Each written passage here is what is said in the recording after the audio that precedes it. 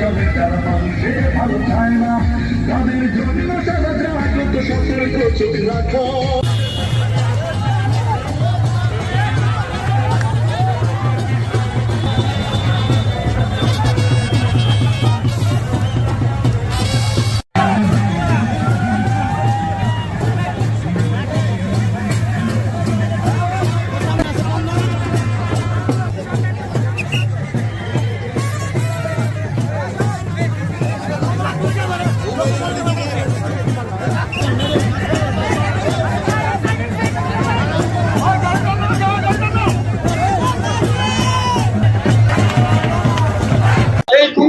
পতন হয়েছে, কিন্তু তার প্রেতাত্মারা আজও আমাদের আশেপাশে ঘোরাফেরা করছে।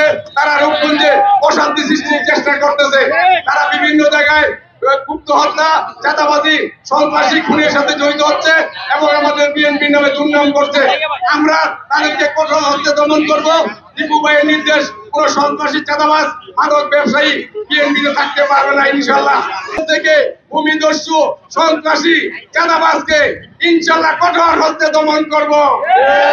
আমরা মুস্তাফিজুর রহমান ভূঁইয়া দীপু ভাইয়ের নেতৃত্বে রূপগঞ্জকে সন্ত্রাস মুক্ত, চাঁদাবাজ মুক্ত, সুখী সমৃদ্ধ একটি রূপগঞ্জ গঠন করবো ইনশাল্লাহ। 5ই আগস্ট আমরা স্বাধীনতা অর্জন করেছি। এই স্বাধীনতা অর্জন করতে যে আমাদের বহু জীবন গিয়েছে, বহু মা বোনের কোল খালি হয়েছে। এদেশে বহু পিতা তার সন্তান হারিয়েছে, মা তার আদরের সন্তান হারিয়েছে। আমাদের এই স্বাধীনতাকে অর্থবহ করতে হলে, আগামী দিনে সুন্দর বাংলাদেশ গড়ে তুলতে হলে আমাদের ঐক্যবদ্ধভাবে ঐক্যবদ্ধ বিএনপি হয়ে এই দেশের সমস্ত অপশক্তিকে, স্বৈর শাসকের প্রেতাত্মাকে আমরা এই দেশ থেকে সঙ্গে নির্মূল করবো ইনশাল্লাহ।